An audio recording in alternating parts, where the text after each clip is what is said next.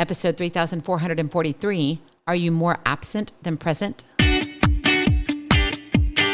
Moms, it's time to rediscover, rejuvenate, and renew who you are in mind, body, and spirit. Welcome to Create Your Now, Your Best Selfie, the show to help you do just that. Here's your host, certified life coach, personal trainer, and nutritionist, Christiane Wargo.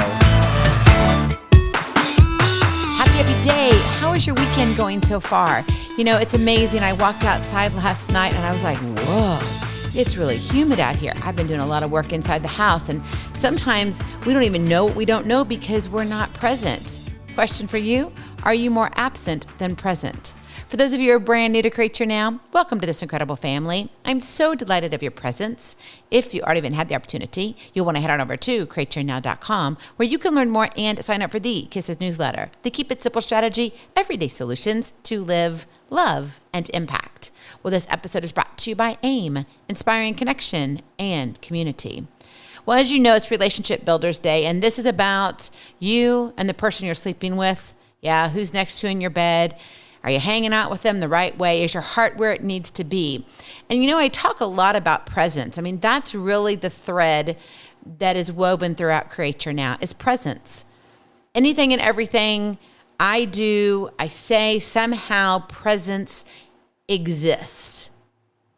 And I believe that's just something that God gave me. I believe it to be that important because I wear a lot of different hats. And the only way I was able to wear all those different hats, and even now, but especially when my kids were young, is that I had to learn to be present. And it was modeled to me by my parents, by my grandparents.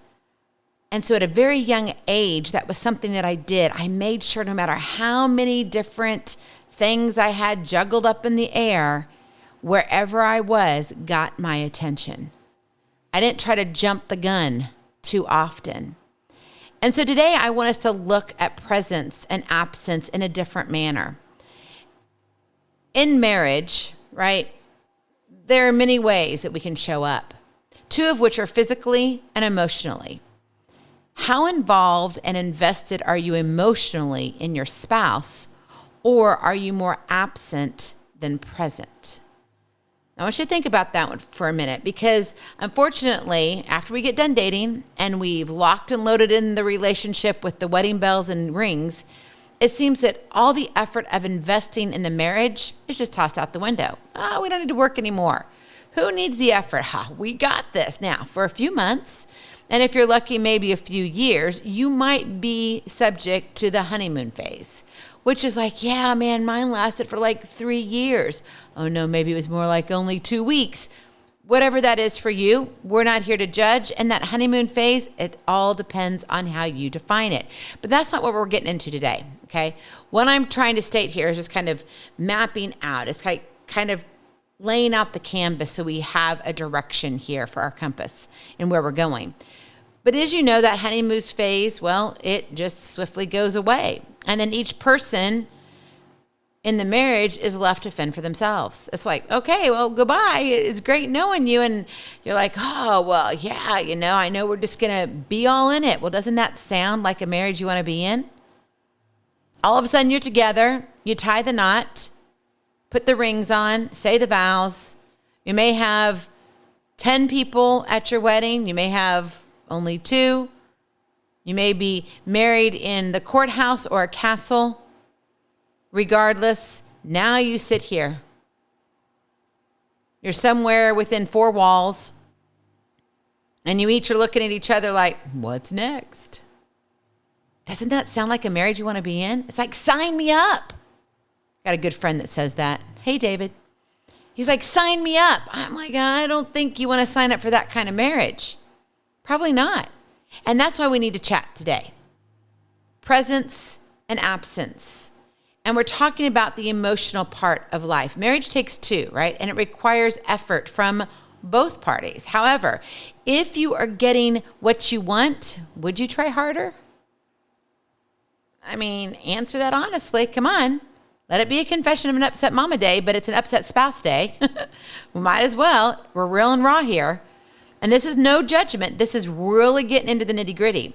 Because this is what happens when you have one spouse who is physically present That means they're all in, but emotionally, they're absent. They do everything to keep you close enough without giving you everything you need. Literally, they're stringing you along. They think they're providing for you. Man, they're working hard for the family, and all you do is complain. You want them to help with the kids. You want them to help with the housework. You want to have them, make the bed or whatever. You want them to do more chores than just maybe take out the trash and mow the lawn, even though I take out the trash and I sometimes mow the lawn. Actually, I've got a lawn guy, so he mows the lawn. But I'm the one who takes out the trash, right? So when you're looking at your marriage and you're looking at both of you and your partner, your sweetheart, are both of you or one of you emotionally absent? Emotionally present? Where does that fall? I mean, because as much as you think that, it's not really a big deal, you see it is a big deal. Because physically, it's easy. Okay, men? You know it is, right? Let's just talk sex. Man, if we were getting that, it's good. Now, some would say, Christiane, it's not all about that. Yeah, I know, but I also know how God created you. And if you get that, then you can basically kind of reason out the rest of life. But you see, for a woman, on the emotional side of things, it doesn't go that way. Emotionally, it's not just about the sex and I got to have all of this. No, we got to do life together so then we can be together. So we've got two different thought processes. Male and female. Boy, and you wonder why we're so messed up. Why marriages don't work? Well, because one says, I've been giving you everything, and the other one says, no, you haven't. All of this emotional absence is when a partner is emotionally lazy. And they're like, yeah, I've done everything. I provide a paycheck, even though you may provide a paycheck too. But they're like, I provide the paycheck. I make sure we have a roof over our head. I pay the bills, a majority of them.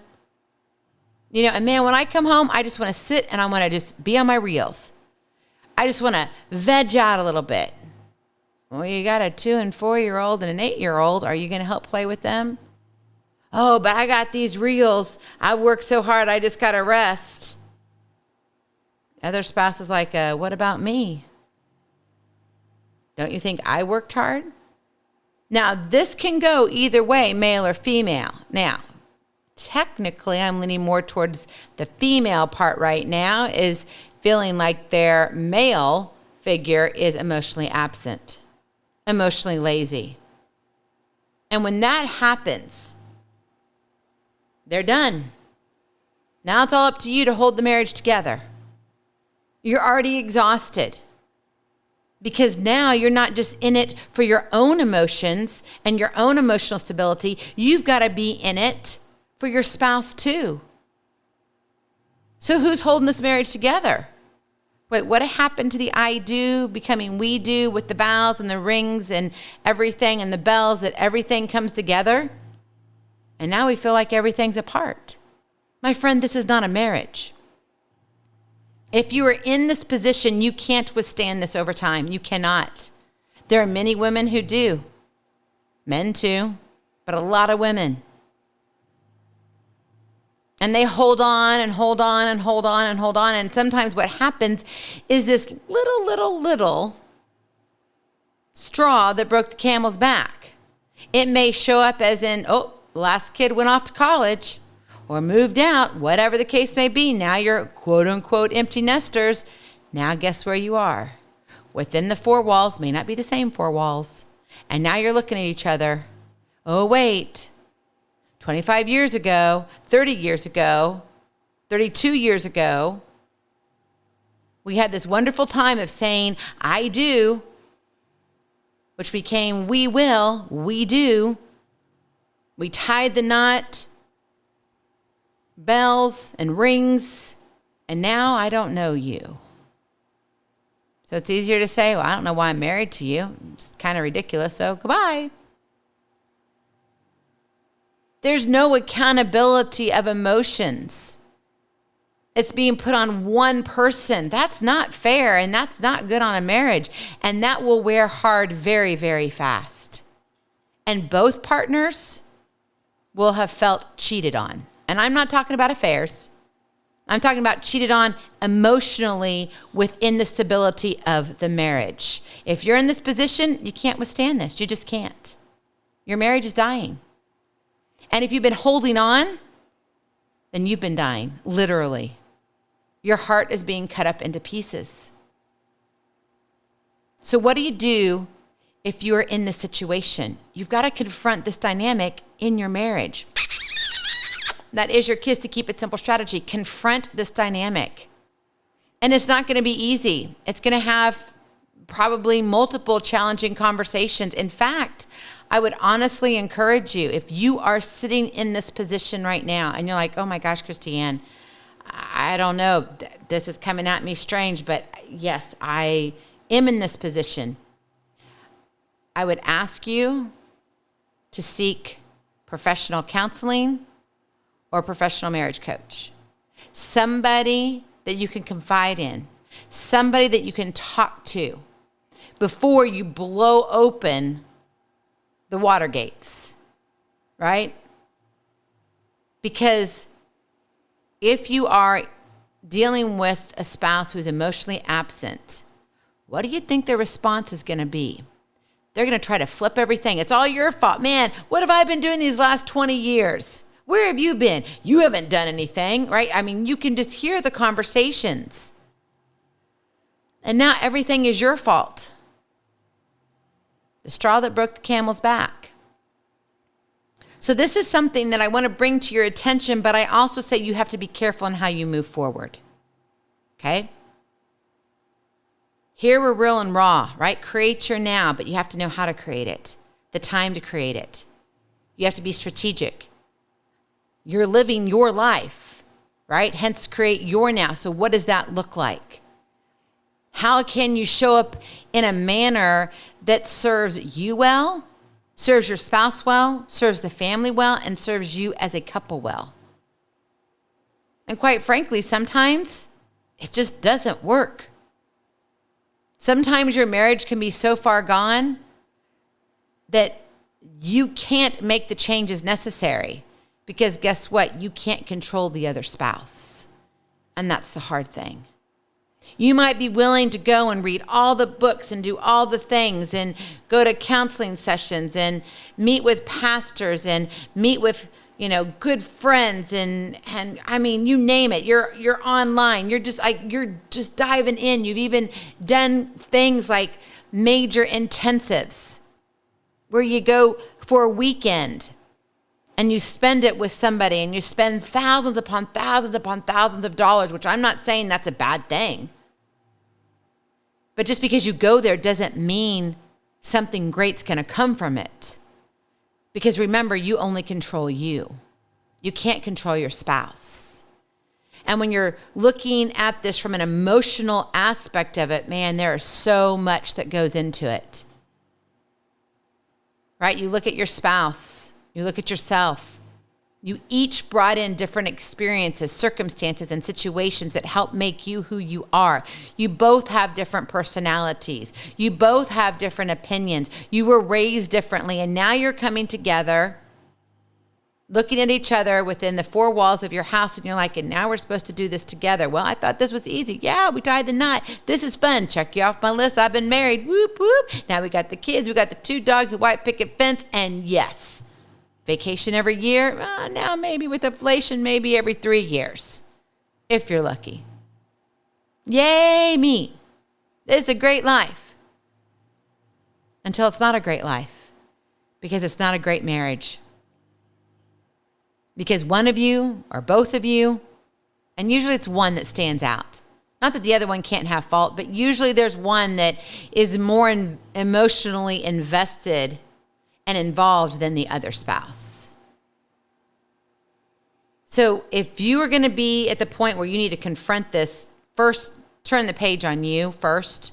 Look and make sure, And that's why I said it's very important to go talk to somebody that you can trust. Not somebody that's going to give you false information, or it's going to lead you astray, or who thinks that they are, that knows and has all the answers, as being a marriage pretend counselor type of thing because, they've been taken care of too. No. You need to seek professional licensed counseling. Because especially if you're dealing with family, with kids, this is not something to play with. This is dynamic. This is ever changing. And if it's dynamic, it can be dynamite in the wrong direction. It can blow up very bad, very quickly. So I say move with caution, but yes, move. And the only way you really can is to have these harder conversations. You may have to have these harder conversations with someone else present. Only you can figure out that situation within your marriage. Don't put yourself in a situation that you're going to be in harm's way. I'm serious. Because you have to understand who you're dealing with yourself personally, the reflection that you see, and then also with your spouse. So when you have that emotional absence from a spouse, you can take proactive steps to help bridge the gap, to nurture emotional intimacy. I'm not talking about the sex. Nope. We're talking about emotional intimacy, being able to recognize and support your spouse from an emotional level, the feelings, right? Where they are, their dreams, their aspirations, more so than saying, I'm giving you money to pay for something. Giving somebody money might be, oh yeah, that's great, man. I can, if I got $200,000 from my spouse, I could go and start my business. Maybe not. You may still flop. You've got to have that support. And we're talking from the emotional level, not the physical level or the monetary level. So what can you do? Number one, set clear expectations. Establishing clear expectations for emotional availability and support can provide a roadmap for both of you. But you've got to be willing to communicate openly about your needs and boundaries to create a deeper emotional connection, which means you got to be vulnerable. And that's hard, especially if you feel like your needs are not being met, correct? Yeah. So set those clear expectations. Number two, avoid overfunctioning. Rather than repeatedly pleading with your spouse for emotional engagement, oh, please, can you just come sit with me? Don't keep saying that. Why don't you do this? I mean, seriously, and you keep bringing it up and bringing it up. You're just, no. It's just not going to work. Focus on setting boundaries and expressing your needs assertively. Assertively in a manner as a not demanding, but it's very clear. There's not a lot of, how do we say this? There aren't a lot of fuzzy edges, right? There's a clear set, clear cut. It's black and white, not a lot of gray. Overfunctioning can lead to feelings of frustration and resentment. And when you have all of this, what happens? More tables are turned against you. Oh, well, now you just think I'm this, and then you have this, and then you have that, and then what about this? It's not about stacking up the deck. But that's usually what comes back when you have someone who is emotionally absent in their marriage. And believe it or not, this happens a lot in marriages. One spouse is all in and is working hard, and the other one is like, yeah, well, I provide, yeah, I'm here, but then they're not at all present. They think they are. They think they're doing what they need to do, but they really have no clue. They really have no clue. And then finally, number three, accountability. Encourage open and honest communication about feelings and experiences. Holding each other accountable for emotional responsiveness can promote understanding and connection, but understand you have to get to this point. Initially, it might be holding yourself accountable. What changes can you do? Because remember, you cannot change your spouse as much as you'd like to. I know, been there, and I cannot do it. And I am magical, but I cannot change my husband. And quite frankly, his quirks are there for a reason, and so are mine. It brings balance to our marriage. But we have to get to that point to see that. And we've had to break a lot of things. I'm not talking about dishes. I'm talking about we've had to break down walls that we both have built up, including this emotional absence. And usually one partner has a taller wall than the other, a thicker wall. And they're like, yep, I built mine good. Now it's your time. You figure out. You figure out how to go do this because I'm doing my part. Emotional stability acts as a cornerstone for navigating challenges and celebrating milestones together. But you got to get to that point. And you've got to have that, that navigation within. It's like, okay, but we got to get there. And what does that look like when we're going down the river of marriage? It's essential for both of you to be attuned to each other's emotional needs, to each other's dreams and aspirations. Don't discount what your spouse needs. Emotional stability is a catalyst that fuels the journey of two souls intertwined in love and commitment. So embrace this emotional presence in marriage. And you can do that by prioritizing understanding, having honest empathy. And if you don't know, then acknowledge it. Say, I don't understand why you're feeling this way, and I can't understand how you feel. I've never been in this situation. Now, that doesn't mean that lets your spouse off the hook. But when you say something like that, or your spouse says something like that, at least you know they really have no clue. And then you have no reason just to be mad, because shouldn't they understand you? By fostering emotional stability, you as a couple can begin to cultivate this deep sense of connection. You can create this foundation with less seams. So you're creating that resilience in your marriage and a joy that's shared in the journey of love and togetherness. But it's a journey, my friend, and it doesn't happen overnight. So as you think about this, I know this is a big kind of heavy thing, and it kind of goes with the humidity outside, I guess, is that we really need to look at our emotions. Because when I look outside, I can't see the humidity, can I? But when I walk outside, I can feel the humidity. How hot is it in your four walls? Are you more absent than present? Is your spouse more absent than present? You get to decide. Think about it. Chew on it a little bit. Because you know what? When you hit the heat, I sure hope you have a handle on those emotions together so you can be better together. Go in peace. Be present. Be incredible. Be you. I love you so very much. I cannot wait to see you on the other side. Blessings, hugs, and lots of love. We'll talk to you real soon. Have a glorious, blessed day. Bye-bye. Feeling inspired, ready to train for life and love your journey? Visit createyournow.com for more incredible resources to help you along the way.